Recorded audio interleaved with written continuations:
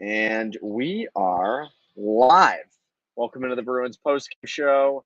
I'm Evan Marinofsky. That's Carl Corazzini. We're presented by Prize Picks. Use that promo code CS to get up to $100 cash back on your first deposit. Go use that promo code GameTime.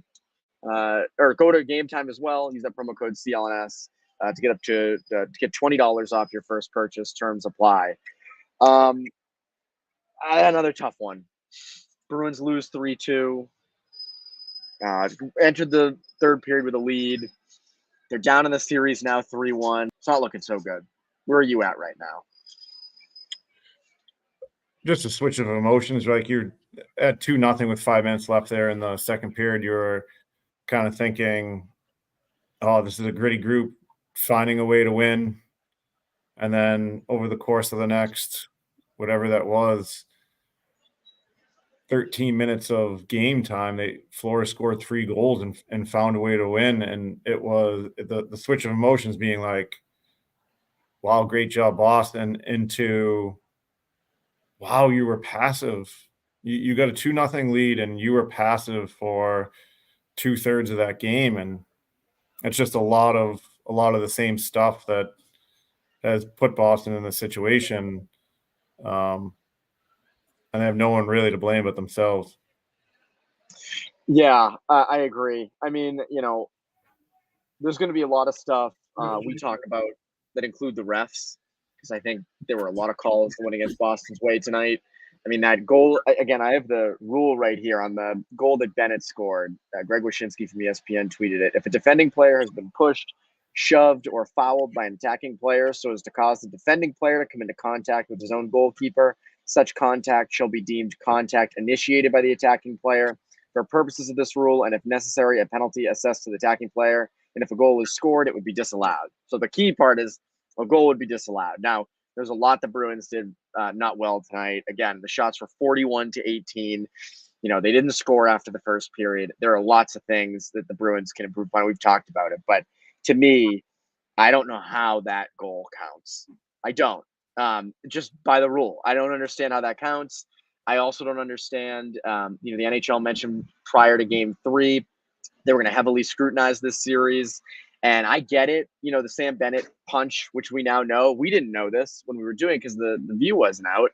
The Sam Bennett punch to Marchand, I get that they didn't see it in real time. Nobody did. But to then not have any discipline. I mean, I don't know if you saw the angle that TNT put out where it's a clear punch. And I just, again, the Bruins are not down 3-1 solely because of the officiating. They have many problems, and it's not just that. But the officiating going against them has not helped because that goal shouldn't have counted. And, there are some calls going against them on different plays where it's like, all right, that's just playoff hockey, and they're getting screwed for it. So I think you have that too. I think two things can be true at once. Yeah, I'm not going to lie. I don't want to sit on here and say that I knew the rule prior to. I also don't want to say that either. Right, like I'd only ever seen it as the offensive player initiating contact with the goalie, and then that being deemed goaltender interference. I had never seen it from this standpoint. I can only take you at your word from reading the rules to say that shouldn't have been allowed, but. Coming on this show and having to provide some sort of commentary, and I'd never seen that. So it's unfortunate. But you see from that standpoint on, Boston proceeded to take the next 2 penalties, and you're putting a superior offensive team at an advantage, and you're not going to be successful, nor were you in that third period. And you look at the shots, 14-2, right? Like that's not a way to live. Like you've got to be able to separate those emotions from a goal that shouldn't have been allowed, and move on with your disciplined game. Just an unfortunate third period from a refereeing standpoint, and then a poorly executed and a poorly played third period for the Bruins to be successful in a playoff game. And let alone I think what we would call a must win, because the prospect of Boston coming back from a 3-1 deficit is going to be really difficult. It is. I go back to like when Charlie McAvoy laid out Sam Reinhart to open the game, first shift, I said, all right, this is a response. That's a going out of your way, big time hit. By the way, I took the scoreboard off the screen. It was the score was messed up. A new one will be on in a sec. I don't want people thinking the Bruins won 3-2 when they didn't. I thought that hit was really going to swing things. Then Pastrnak scores on the power play, and I'm thinking like, all right, that's big. That's encouraging. They still were getting outshot, but it's like, all right. And then the Carlos goal goes in. I'm like, all right, like Bobrovsky's not seeing the puck well, and then they had chances like DeBrusk's breakaway through the legs, it just trickled wide. They had a couple posts. I mean, the Panthers also Forsling hit the post, but like the Bruins had some posts. They had 7 high danger chances in the second. There were chances, but again, like they're holding on to pucks too long. And it's funny because like that third period desperation we saw in game 3 was not, it didn't seem there that much in game 4 tonight, because to me, it just seemed like, and I apologize for the sniffling, my allergies are in full effect. So I am sorry to everybody for having to listen to that. But you look at like that third period and they give up those 2 goals, they go down 3-2, and then you don't see that desperation really kick in until the 6-on-4 at the end of the game. I was kind of puzzled by that. Yeah, I think I think if you look, and now I'm going to go back to the first period, and I don't have my whiteboard with me tonight, and I apologize for any sounds coming out of where I'm at tonight, but I think Boston's first forechecker was far more aggressive early in the game, and they had sealed off the wall, meaning no pucks were going to come up that strong side wall, and they did a much better job there. And the F3 was lower, going to make contact. They were aggressive. They were physically engaged in the game right away. Score 2 goals, which I'll touch on Carlo's goal after this. And then in the second and third period, that forecheck, they were never able to establish that and were far more passive for the second and third. It was, all right, we've scored 2, let's prevent them. And you saw the national broadcast, Bissonnette talking specifically about zone entries. So what you're having with the passive forecheck, ability to make plays because there's more time and space, and then Florida's entering the zone with far too much time, and a lot of that is because Boston's forecheckers are flat-footed, and then you're unable to back pressure enough to allow your D. And so you don't want to get on the defense for, like, they're capable. They're obviously NHL defensemen. You can hold your gap better than they did tonight in the second and third period. But a lot of that, when you see defensemen holding the line, that's because the forwards have back pressured so hard that the Panthers forwards don't have time and space. So it's easier for the defense to hold that gap. You never saw that all night. You didn't see back pressure, and that was difficult. And that's what I think happened in the second, third period. You were trying to preserve the lead as opposed to going to get that third goal.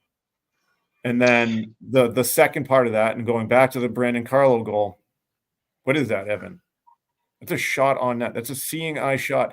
Yet you still have 18 shots in a must-win playoff game. You had 2 in the third period. Now, obviously, a lot of that's due to the fact that you were on the penalty kill a vast majority of that third period.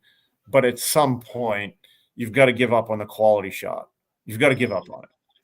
Right? Like, you can't consistently look for the extra pass. You've now just got to put pucks and bodies to that. I know people hate that, but that Florida has outshot Boston in every game. In 3 of the 4 games they've won. It is tiring.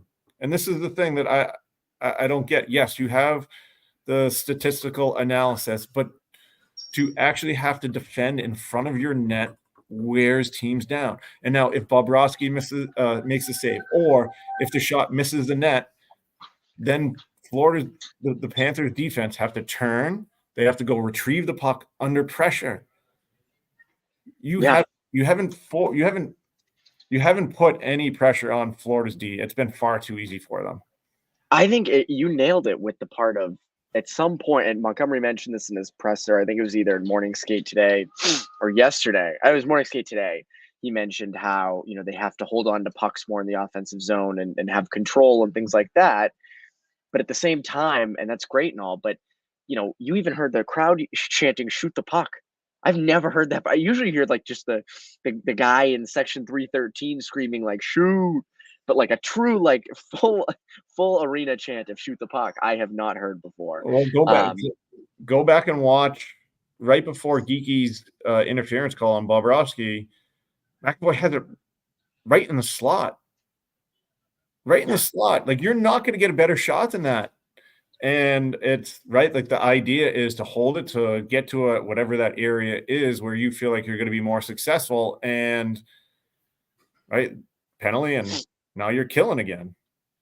I think, our old friend Ronald Reagan has joined the chat. Thank you to him, by the way, for watching. Florida's just so poised, going down 2-0 early, did not phase them. Tells you what kind of team they are. I think it's also, as you mentioned, the Bruins playing a lot more conservative in the back half of the game, where it was just kind of like playing not to lose.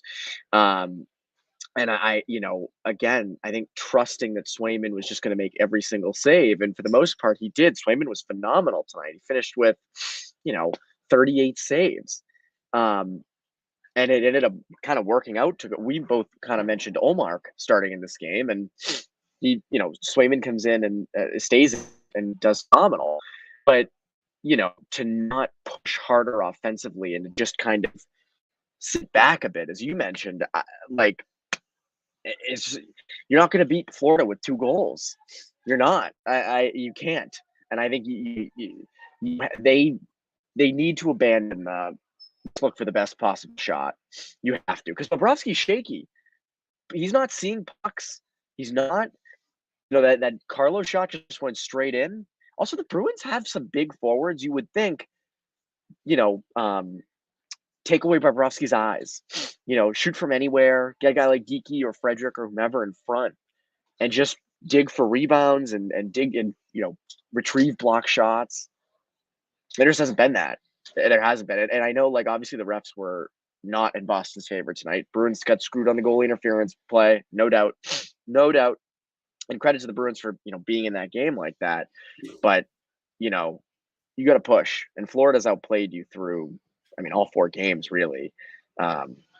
So that's kind of where you're at. It's like, the refs were terrible, but at the same time, the Bruins aren't, the Panthers are kind of overpowering them at this point.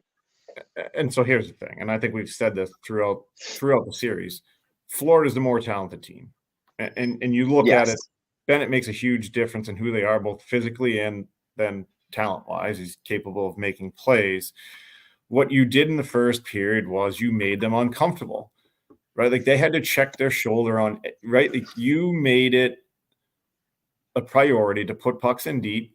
DeBrusk finishes a hit right away through the neutral zone. You probably get away with an interference there. I know it's right at Reinhardt's feet there, maybe, but McAvoy lays them out, and there's energy. You've got to push back a little bit with their own game, and it doesn't mean right. That doesn't mean taking penalties, but that meant making them uncomfortable on the forecheck, and you did through the first period. And you've got to continue to play that game, because that's Florida does not let up. They play their game for 60 minutes. And it was so interesting to listen to Paul Maurice on the bench, right? Like he notes on the bench to tell himself to be quiet, right? Like, don't get on the refs, because if I get on the refs, then that gives license to my team to get on the refs. And it's all about that composure. And Boston didn't have that when things didn't go their way there in the third period. And it kind of unraveled for them a little bit, taking undisciplined penalties. And, the same thing we've kind of talked about when right, they kill 5 penalties tonight, 2, 3 there in 3 or 4 there in the third period, I think. And when you have to do that, you're using the same guys, and other guys get cold, and it's a bad recipe to be successful in a playoff game. Well, another interesting thing, we mentioned last show after game 3 that we didn't like the response by the Bruins after Pastrnak, drops the gloves, and after the end of game 2. better response in the first tonight, but just couldn't be sustained.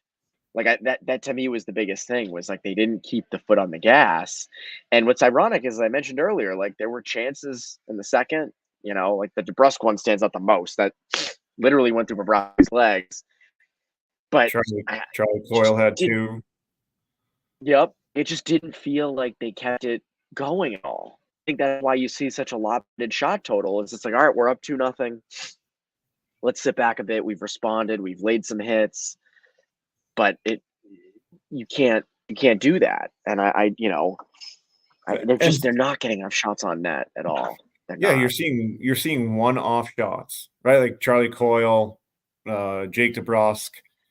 At no point, and asked me to go back to the first game. I don't remember, but you're getting no sustained pressure for at least the last 3 games. You're having a shift once a period where you have sustained pressure in Florida's end. Other than that, it's a shot, it's a retrieval by Florida, it's a breakout, it's a zone entry, it's sustained pressure for Florida. It's consistently in Boston's end. And when you turn over the puck as much as Boston does, it's going to be hard. It's going to be hard to be successful when that's the way you're playing right now. You're playing as if you are an extremely skilled team, and that's not your identity. Not right now. Not with what you got in the lineup, and you've got to make a little bit of an adjustment to. And I think they had talked about it. Maybe pregame, make the game more north-south. Put pucks in behind them. I think what we had said throughout the whole playoffs, put pucks in behind them, go high to low, create traffic.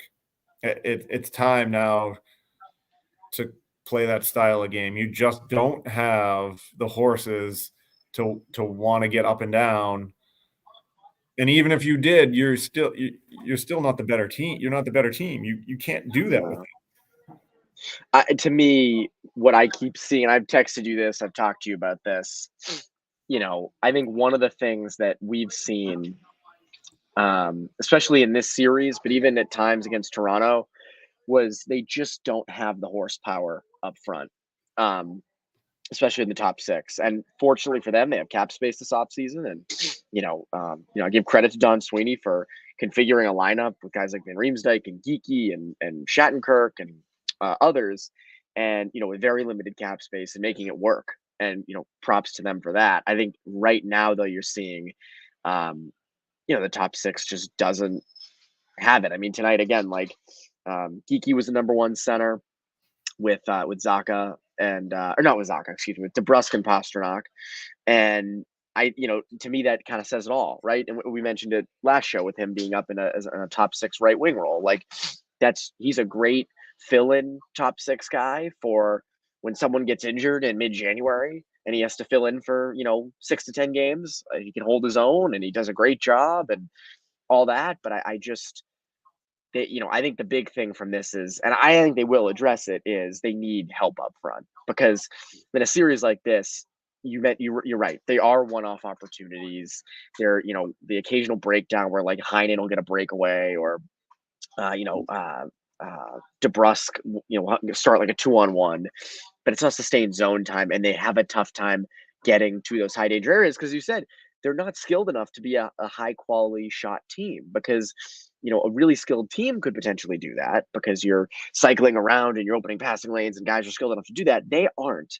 That's why it stays on the perimeter. That's why you never see it really go to those high danger areas, because guys can't really get open. I mean, tonight, again, their goal was Pastrnak on the power play, which was nice. Good goal. And Carlo, a wrist shot from the point. Like, I was shocked when that Carlo shot went in. I was shocked to not see them try that more. Just, hey, throw it on net. Throw whatever you have at the net. And I would hope we see more of that in Game 5, because it's going to be desperation time. You're down 3-1. Okay. So you said a lot there. I'll start. I did. Yeah. I'm going to say yes. Great job. Just yes. Just yes. Yeah. Yes. Great job by Don Sweeney and Montgomery. Sweeney building this team. Montgomery getting this roster to this position. Yeah, like I see it on in the comment section. Not as much talent as Florida. It's wild that Boston is in this scenario. Great. You have outperformed what you're capable of doing. But you had an opportunity to tie the series tonight and put some real pressure on Florida going back there. And you took your foot off the gas in the second and third period, right? Like, you never know. Like, I think you never know how many chances you get at winning a potential Stanley Cup. You have a goalie that is playing at an elite level, right? And tonight, going up 2-0, that you should have peppered Bobrovsky with shots tonight. You should have forechecked all night, making the game as physical as it was in the first period for the next 40 minutes. And you didn't do that. And so it can be both. Sweeney and Montgomery, great job through the regular season building a team. And it can be disappointing tonight that you let an opportunity to win a playoff hockey game to put pressure on the better team. Now, with the team that went to the Stanley Cup final last year, and with the team that is favored, and with the team is better than Boston, had you won tonight 2-2, you feel good about yourself. And Florida's sitting there like, man, we can't beat Swayman, maybe, right? Like the Bruins played better on the road. Bruins better on the road too. And you're going into Florida, and you're like, we have to win. Like, we've got to win at home, and it was a opportunity lost tonight. Yeah, I mean, that's the thing. Like, I go back to that of, like, you know, we've said this with a lot of their losses in the playoffs, but tonight it really feels like, you know, a lost opportunity because, as you said, you could go back 2-2 and it's a much different series. And that's why game 4 is so pivotal because, you know, it can just go two completely separate directions.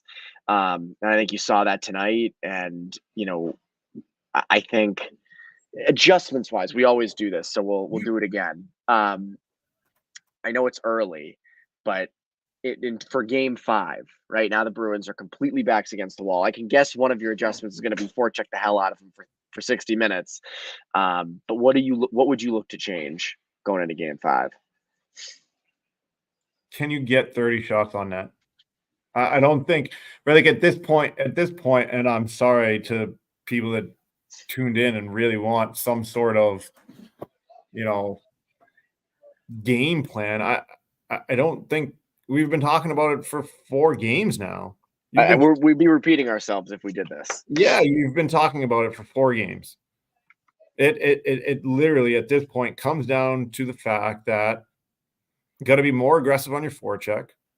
When you turn it over, you've got to attack the net.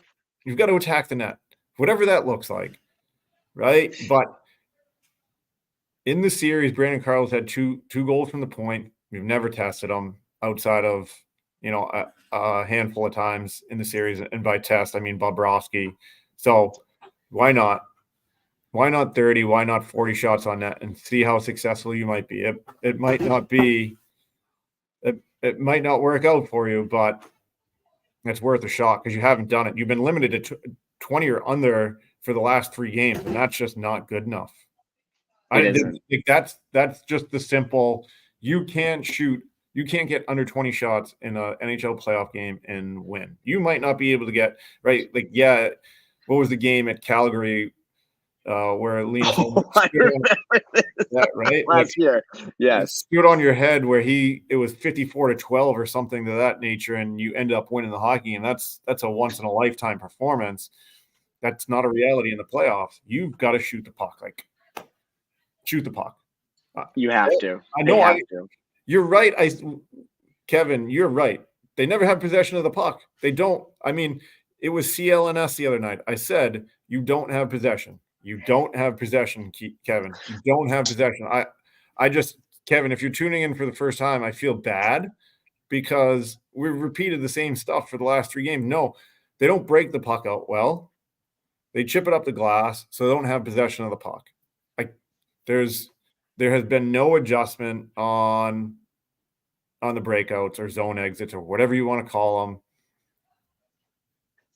They're all the same. So you're right, Kevin. You are 100% right. They don't have possession of the puck, so they're not able to get it. So they're not able to get any zone entries either. So, yep, right. You are right. Montgomery, before this game, mentioned he needed to change up the game plan. He needed, and he felt good about the game plan going into this. And they were. I mean, they were more aggressive on the forecheck in the first. I didn't notice a ton of other differences. I'm curious if you did. Like breakout wise, I didn't. I mean, they went weak side a couple times, but I don't know. Your eyes more trained to that, but I didn't notice a ton different tonight because they didn't shoot the puck at all, so that didn't change. I mean, the only thing that stood out right away was that first forechecker early in the game was far more aggressive, and now sealing off the wall, and your F3 was much lower than they had been in the series. F3 had consistently been sitting on top of Florida's forward. This was a noticeable difference.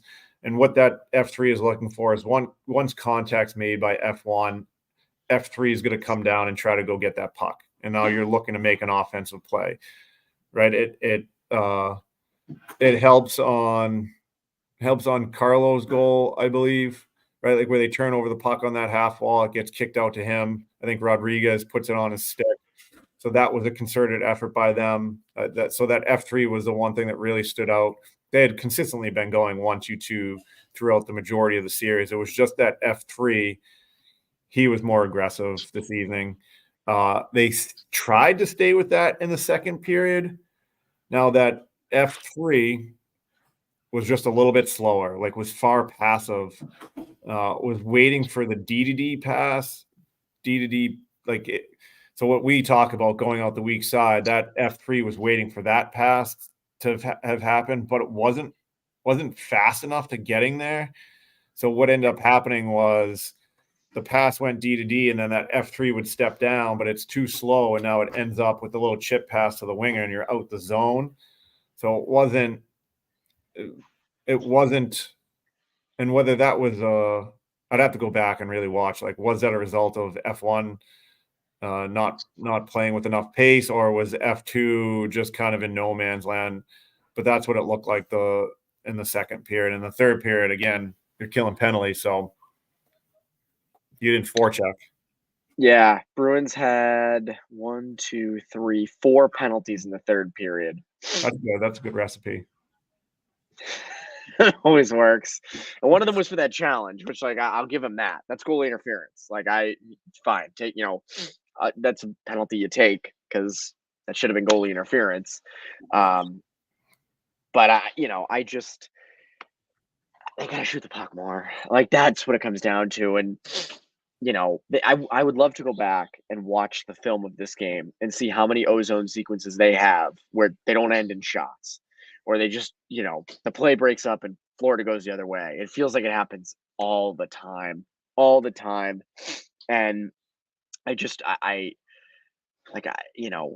that to me, the logical, obvious thing is you have to shoot the puck more in game 5. And I know all year they've preached the high danger chances, and that's all well and good.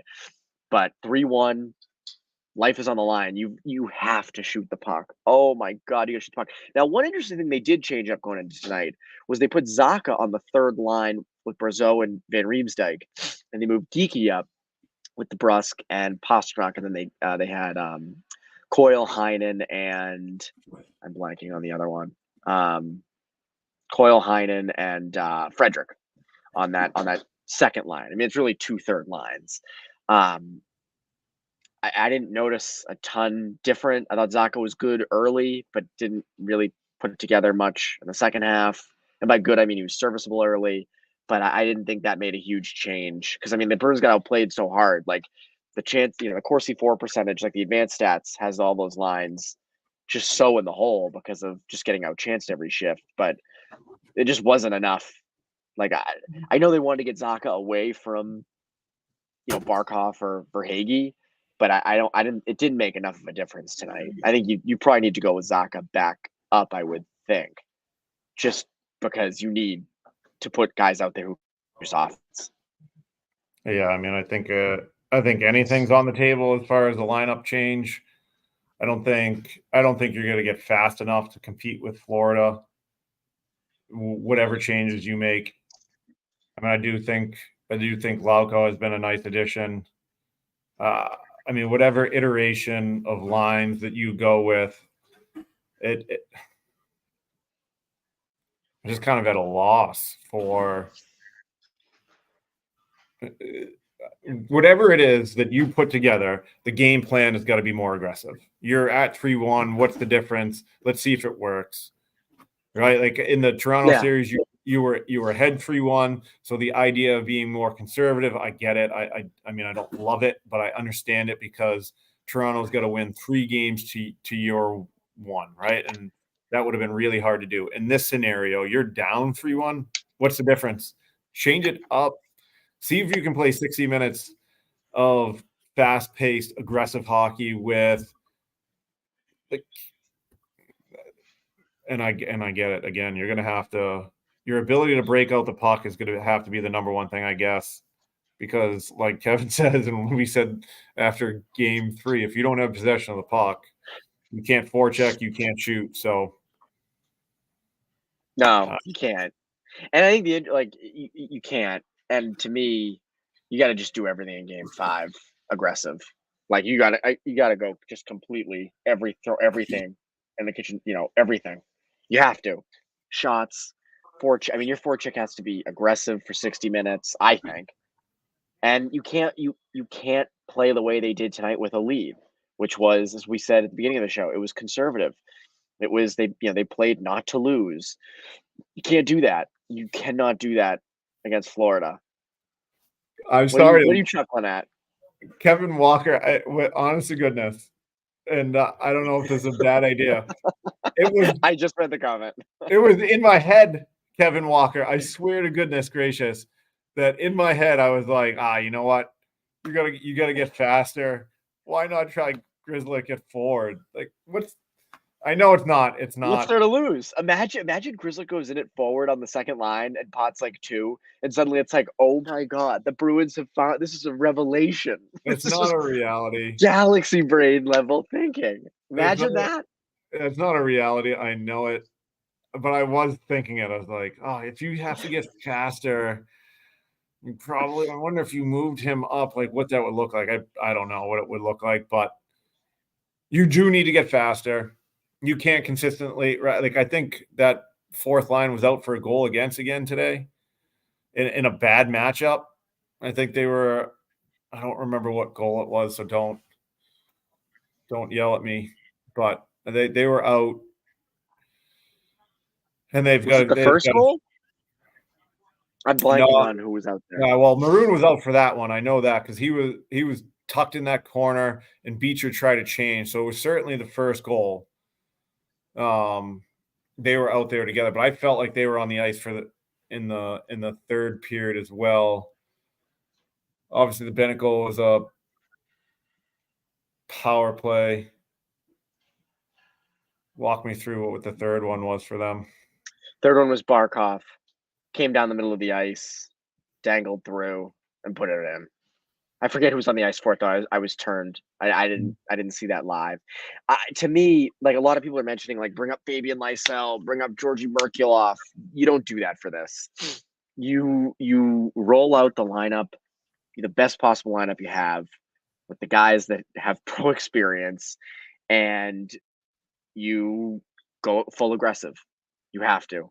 And if it results in you losing, then so be it. You know this game plan ain't working. You know it. And again, tonight was optimal. You're up 2-0. You were up 2-0 on a power play goal and a gift from the point. And you couldn't hold the lead. And you couldn't extend the lead either. You had chances,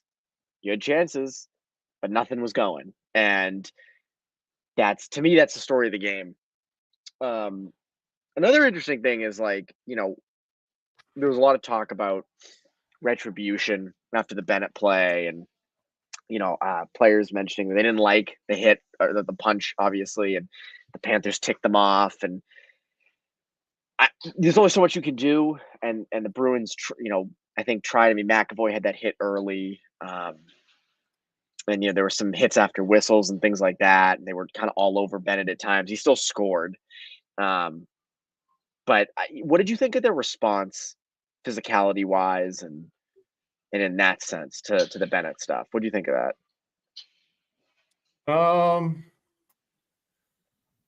Yeah, I think the best payback would have been a win. Right? Like, so I think initially in that first period, the physicality, I think they had let him know that they weren't happy. I don't think there's much you could do. Right? Like, I think had they gone the route of, like, it was clear that Bennett wasn't going to fight, right? Which, whatever, the broken hand, the broken fingers, whatever he's got, like, that wasn't going to be a reality. And so to be up 2-0 was the payback, right? Like, we've come out, we've established some sort of physicality, we've established energy. We're here in this series. And they just weren't able to follow through with that. Like, I think they did, right? Like, you saw Maroon talk to him. Yeah. I know Frederick had followed him around for a bit, and I'm assuming challenged him as well. But, had they taken misconduct penalties or anything like that, like, wouldn't at that time in that game at 2-0 wouldn't have been beneficial. So I don't mind the response. I like the way they played in the first period. I really do. Had they been able to sustain that, I would have really enjoyed that. And that would have been, that's what Marchand would have wanted, right? Like, would have wanted to win and the opportunity to potentially get back in this series. I agree with you. The best retribution is a win. We actually have Jeremy Swayman audio on that goalie interference play. So our producer Amit's going to roll that right now. I don't think progress was impeded. I just think that we could have prevented that. And the fact is that Coyle was pushed into me. I couldn't play my position. So that's that. How frustrating is that, Jeremy, as you kind of go through it in your mind? I'm sure you've already gone through it in your mind a bunch of times. I just want to stick to facts. And the fact is that my own player was pushed into me by theirs, and I couldn't play my position. It's playoff hockey, and we better believe it because it's reality. And the reality is that we're going to go to Florida, and we're going to play the same game, and we're going to get it done. And I have no doubt in this group. And we have a lot of confidence and a lot of motivation to bring it back to Boston because our fans deserve a lot better, and we're excited to do that. I don't know if playing the same game is the best move, but I agree with his sentiment of my own guy was pushed into me by their guy, and I couldn't play my position. I mean, that is the definition of goalie interference. And you saw it. I mean, that wasn't like, I don't think he's like lying. You saw it. You saw it on video. So I agree. I mean, like, they were screwed by that call. They were. But again, Florida was pressing so hard and playing so well that it's like, well, it's not like the shots were 41-18 Boston and the Panthers won 3-2. Like, that stuff can happen. And it's unfortunate. The refs blew it. But I mean, that's not why you lost. That's not why you keep losing either. No, and I think, right, like, I think you take that goal off the board, and it just the way that the end of the second into the third had played out, I think Florida's tying that game. Now, whether they end up scoring that third goal, I don't know, but they had been playing far better than you, and right, like, you talk about bounces and luck, they had created their own luck. That's the thing. By outplaying you. And at some point, you've got to make the recognition that you've got to push back. And push back doesn't mean fight and take penalties and do undisciplined stuff. That means your style of play from a forecheck perspective needs to change. Right? Like, you were successful in the first period, and whether you were able to sustain that or not, that changed. Like, that was a change in the game, and you sat back and you were passive, which you consistently have been throughout the playoffs. Maybe right, right? Maybe aside from a game or two there in Toronto, but you've been passive, and it's not working in the series. No. And there's got to be a level and so I appreciate his trust in his teammates, but the level of urgency with the game itself has to change where they play Tuesday night. That needs to change. It has to. It has to. Again, I mean, they had the urgency for the first. That first period, I texted you. I was like, I liked it. They had 5 shots, but I was like, I like that first period. They got, Carlos' shot goes in, and they were hard on forechecks and things like that, and then just kind of dissipated, and they were just pinned in their own zone and, playing prevent defense. Before we continue on, a quick word from our friends over at Prize Picks. Quick break in the action to tell you about my good friends over at Prize Picks. Prize Picks has something for every sports fan, from basketball and hockey to League of Legends and everything in between. You can pick LeBron, Caitlin Clark, Connor McDavid, and Jude Bellingham all in the same entry.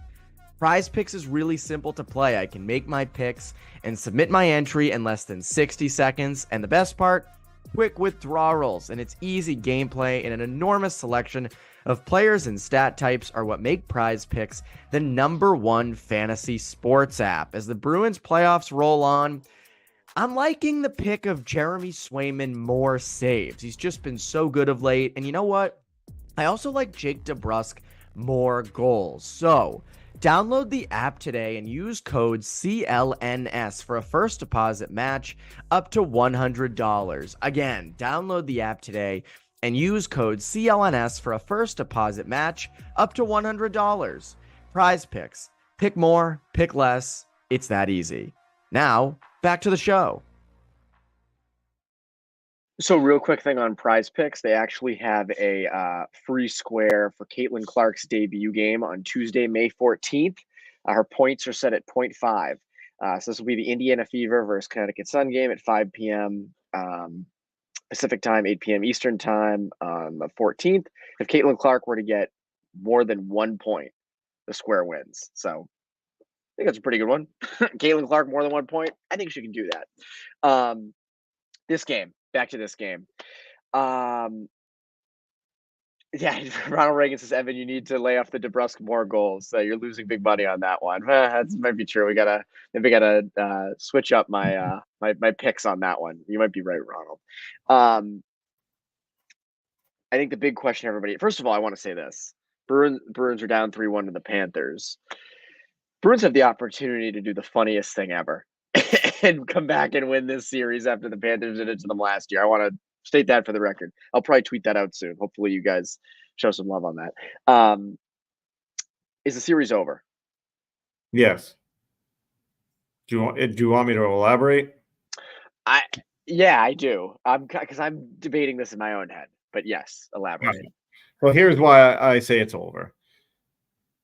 There's been I got to do math here. 11 games of evidence that Boston's not going to adjust their game. Right? Like for a majority of the playoffs, they've played a passive 1-2-2 forecheck. Aside from today's first period, their preferred breakout for the series and for the playoffs, again, is chip it up the glass, turn it over, and then looking for the quality shot as opposed to making the game difficult for Florida and or Toronto hasn't changed over the course of 11 games. I'm going to say that Boston's been outshot in all 11 playoffs games. That might be true. I think that is true. I have to go look, but I know that they've been outshot in all 4 of these. I know that they were outshot games 4, 5, 6, and 7 of the last 8 playoff games since it was desperation for Toronto. Mm-hmm. They've been outshot in all of those games. And I even feel like in game 1 that they were outshot against Toronto. So their game plan's not changing. And I think someone mentioned that in the comment section. They're not going to adjust their game. They're going to wait for turnovers. They're going to look for the quality shot, and hopefully they'll hopefully they'll get a power play goal like they did tonight. Like today was the recipe. Everything they wanted to have happen happened, and they still weren't able to win. Right? Like, and by that, it's turnover, goal for Carlo, power play goal. Great. This is what we've been looking for. So the game plan's not changing. Right? Like you want it to change. I want it to change. It's not going to change. It does come down to talent, 100%. Yeah, Florida's more talented, but that doesn't mean that the more talented team wins all the time. I mean, look at last year. Yeah. Look at that right? first Like, round last year. the more talented team doesn't win all the time. And you had and again, I will say this, you had the opportunity to go 2-2 to Florida. Would have been an unbelievable game 5. Would have been an unbelievable game 5. And then at that point, you're looking at a 3-game series, and you've got the better goalie. So, yeah, that's all I'll say is the game plan hasn't changed for 11 games. It's going to be the same. You don't have the line change matchup, so you're going to have to play a bit more conservative at times. So that's why I say it's over. Florida's the better team. I just put that on. They are the better team, more talented, more physical. At this point, more disciplined team. Yeah. And not enough adjustments have been made over the course of the playoffs to win this style of game. To win this game against a superior, talented team, they've got to do something a little bit different, and I don't see that changing. So I feel bad for Jeremy Swayman. He's been great. He was awesome tonight. Yeah, maybe you want that first one back, but he was awesome. He was awesome. Before we get to my answer on this, we actually have sound from Charlie Coyle after the game. So our great producer Amit will roll that right now.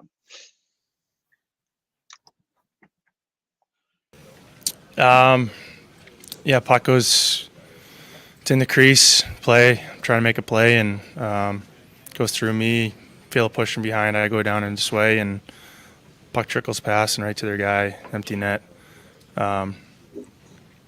Figured I could probably turn around and make a play on it or clear it, and yeah, that's what happened. It's a tough call.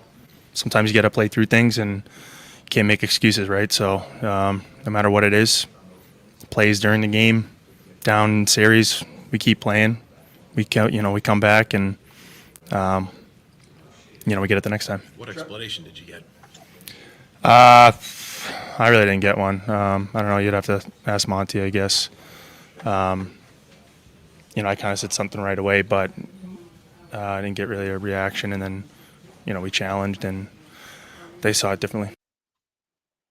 Yeah, well, we won't hear anything from the refs. That's for sure. Won't hear anything from them on that. Yeah, I mean, he's right. Like, he's right. He's right. We've talked about this a bunch of times now. Like, they got screwed on that. Like, they got screwed. There's no, like, they did. By the letter of the rule, they got screwed on that. And, I saw some commenters being like, well, wouldn't that cost them the game? I mean, it definitely hurt their ability to win. I don't think it's the only reason they didn't win, though. It's up there. It's up there. But, it's definitely in the top 3. But there's other things, too, as we've mentioned. Lack of urgency on the forecheck, not shooting pucks, like things like that also attribute it. We can't just be like, oh, it's the refs.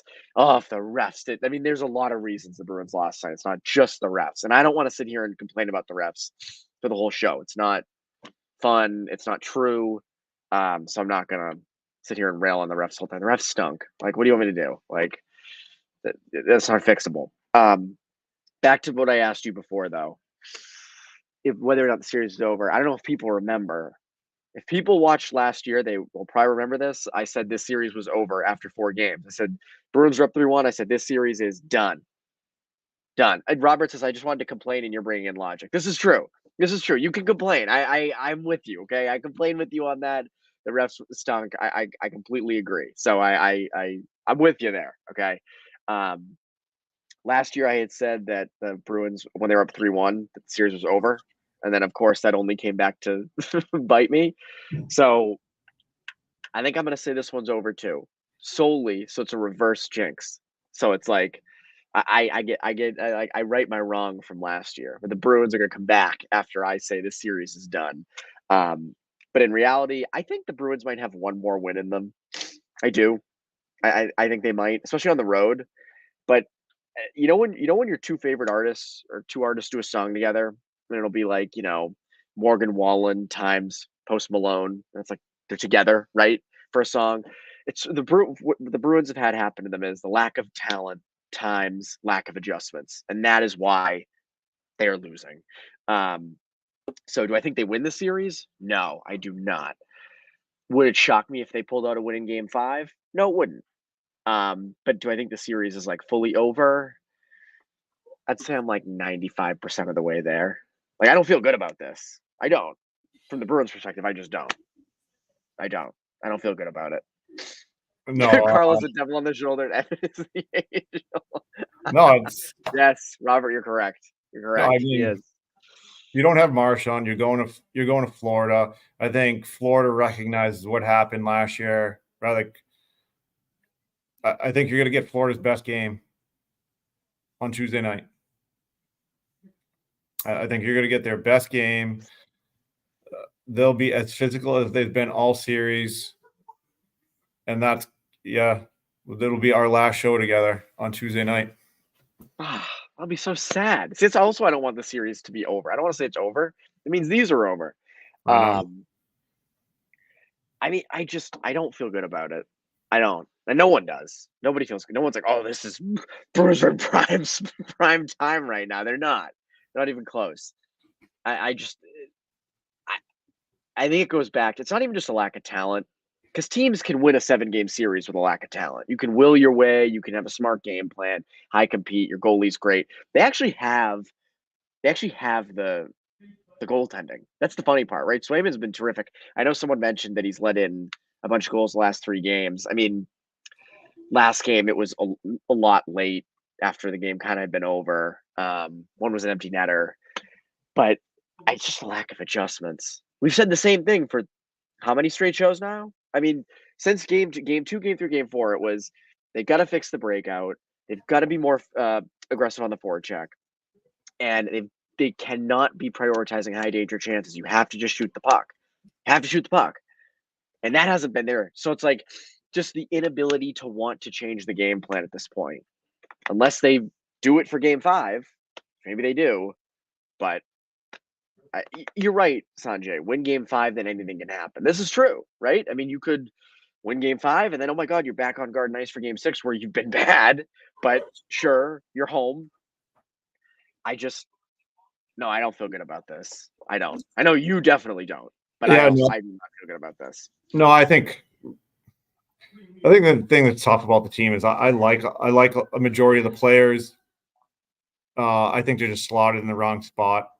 And if you get it, you're a few pieces away, but I do like the team, and I think that's a frustrating piece about tonight was I do like the effort that they've put out all year. I like the effort they put out in that second period, so it can be both. I like the team, and this was a wasted opportunity tonight. So, yeah, that's all I kind of. It moving forward, I think they can be a good team, provided they get a number 1, number 2 center. But this might be it. Yeah, it might be. We have some sound from David Pastrnak in the locker room, so our great producer Emmett's gonna run that, and then we'll get back to this conversation. We just need to take it game at a time. We're going over to Florida, rest up, and obviously make sure we bring the series back home. That's our focus. Do you have to do what you're doing but better, or do you have to change what you're doing? Well, obviously we taking too many penalties. Even my penalty is obviously a bad penalty. So definitely stay out of the box, and I just try to take them 5-on-5, I guess. So we'll keep it with me. Carl had to run somewhere. I don't know where he went, but somewhere. Yeah, I mean, again, I think, Pastrnak said it. We should have Montgomery. We should have Montgomery audio by the end of this, I would assume. Amit's working hard on it. He's downstairs. I'm on level 9. Amit's on level 3 grinding through this. So props to Amit. Thank you very much. I don't know. You're right. I like the pieces they have. I do. Like guys like Geeky. I mean, Geeky is not overperformed. He's proved that there's more to his game and all that stuff. But you're right. I mean, guys are in higher spots than they should be. I mean, Pastrnak playing with Geeky as his center, and that's not sustainable. And they know that. I think they know that. They do. And there are times where they are trying for that offense, right? They're trying to get something going, and they're trying to do the high danger stuff. But those guys are not equipped to do that. Ideally on a good team, on a really good team, on a team that's destined for the cup, Morgan Geeky would be a third line guy who has, really greasy offensive zone shifts where he's, where he's cycling the puck and he's generating chances from behind the net. Like that's his style. Doesn't fit with David Pastrnak, and I get what they're trying to do. Montgomery doesn't have another choice, right? Like there's not like he can magically put together a higher upside offensively lineup, but you're right. I mean, and this is something we'll probably talk about when the series is over, of what do you do next? What is the plan this offseason? I mean, I know I'll be talking about it a lot on Bruins Beat. It'll be the main things. Robert asked at Carl, do you feel like the Bruins changed any systems today in the first, maybe, then went back into old systems in second and third? We've covered that a bit. That pretty much sums it up, right? I mean, just did it for the first and then went right back to kind of conservative play in the second and third. Yeah. So that's kind of where it is. Yeah. Real quick, before we continue with our conversation, game time. I know the Bruins, maybe if this game 6, maybe we want to go to game 6, or the Celtics. Celtics are kicking ass, hopefully going deep. So quick word from our friends over at Game Quick Time. break to tell you about my good friends over at Game Time. I am very excited about the NBA playoffs, and what's awesome is here in Boston, TD Garden is the best atmosphere for a playoff game. Thankfully, we have Game Time, which is an authorized ticket marketplace of the NBA, which makes playoff tickets even faster and easier. Prices on the Game Time app actually go down the closer it gets to the tip-off. And with killer last-minute deals, all-in prices, views from your seat, and their lowest price guarantee, Game Time takes the guesswork out of buying NBA tickets. Maybe it's the NBA playoffs or it's the NHL playoffs. The same is true with the Bruins. TD Garden gets so fun during this time of year, and you want to be there. The Bruins and Celtics are in pursuit of championships, and as the rounds go on, the crowd gets better and better. Nothing beats it. And with Game Time, there's last-minute deals. Save up to 60% off buying last-minute tickets for sports, concerts, comedy, theater. There's flash deals. Save even more with exclusive in-app deals on select seats ahead of the game or event. And there are zone deals. Save even more when you choose a section and let Game Time choose the seats. Again, take the guesswork out of buying NBA tickets and head over to Game Time. Download the Game Time app, create an account, and use code CLNS for $20 off your first purchase. Terms apply. Again, create an account and redeem code, again, CLNS. I can't be more clear about that. Use code CLNS for $20 off. Download Game Time today. Last minute tickets. Lowest price guaranteed. Now, back to the show. So we're going to go a couple more minutes. We actually have the Jim Montgomery sound. So Amit will put up Coach Montgomery right now. The on-ice guys about why there was no interference on the tying goal. Toronto ruled that it was a good goal, that the play didn't interfere with the goal. That's the explanation I got. What did you see on it? When you saw the replay, you made the decision to challenge. What led to that decision? We thought that Coyle was on top of our goaltender, And if Coyle was able to stand his ground, he could have cleared the puck. That inhibited our goaltender from being able to react to playing the puck. Dan?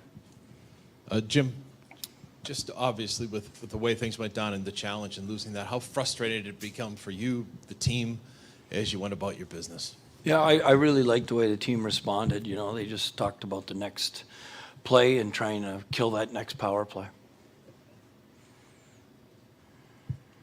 We'll go Chris again. On the 2 Hampus-Lindholm interference calls, what did you see on those? Do you think that they were warranted? I think it's playoff hockey, and there's hard plays in playoff hockey. I don't see a scoring chance in either one of them. So I just think it's good hard hockey plays that happen in playoff hockey. I will say this. I am shocked he didn't blast the refs. Because typically you see coaches rip into refs when their team is sort of back against the wall and the NHL takes notice and calls start to go. Like Sheldon Keefe did it in the last series. Rod Brindamore does it quite a bit. Craig Berube did it in that Stanley Cup final and ended up working out for him.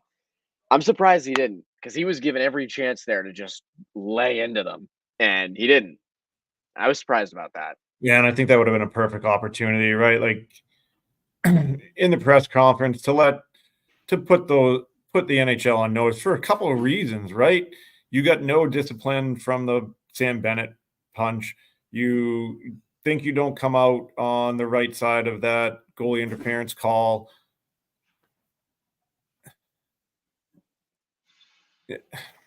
So it's that sense of urgency.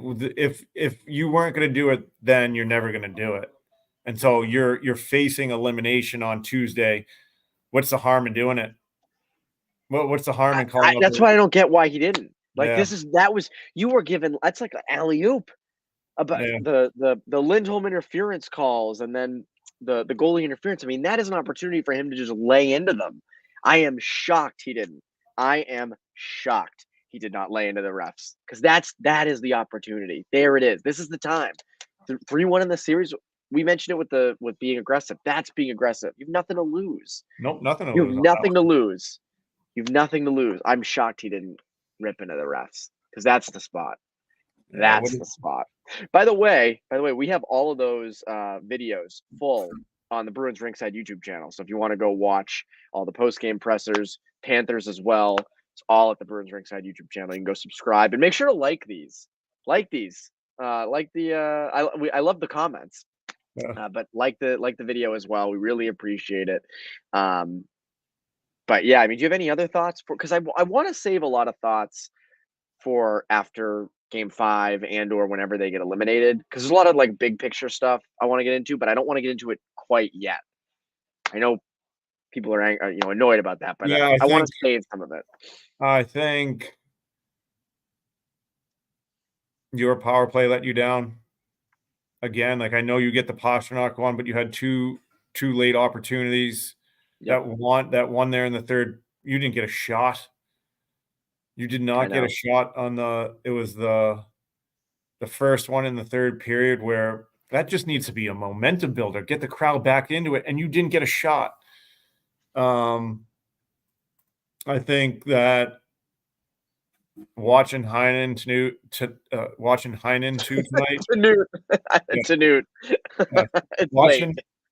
Heinen tonight, like, he's a useful player. He did a nice job on the penalty kill. He's smart. He possesses the puck when he gets an opportunity to have it. But you just, not enough big game performances tonight. After that first period, it just kind of fell off, and I don't know what there was a comment, right? Like the team structure is on the coach, right? Like the coach, they put out the structure. The players have got to execute whatever said structure is. And right, like, outside of watching it, I don't really know what's being said in the locker room. I mean, the coach could be saying, right, like, do this, and it's not going the players' way because they don't have the legs or they're outmanned. But whatever it is, something's got to change for Tuesday night. And, for what I've seen through 11 games, It's not going to change, and we'll be Should having change. yeah, it should. We'll be having a post game wrap up talking about what should happen next. That's the thing. I and yeah, if they win Game 5, there's hope. But Well, yeah, I mean, there doesn't seem to be a lot of hope right now. At Never, all. Jeff Berry must have just tuned in late. Like at no point have we ever been whining. We've said that Florida's been the better team for the whole series. Oh, I know. Yeah, every game. We might be talking about the comments, but our Yeah, fans maybe. don't whine. Our fans don't whine. Our No, they fans don't. speak the truth. They No. speak the truth. That's what matters. People forget that. We love our fans. We love our listeners. We love our viewers. This has been really fun as always, Carl, doing the post game. We'll see what happens in Game 5. We'll be back Game 5. And again, we're presented by Prize Picks. Use that promo code CLNS, get up to $100 matched on your first deposit. And go to Game Time. Use that promo code CLNS to get $20 off your first purchase. Terms apply. That's it. Game 5. Bruins lose 3-2. Down in the series 3-1. We will see you Tuesday night. Have a great rest of your night.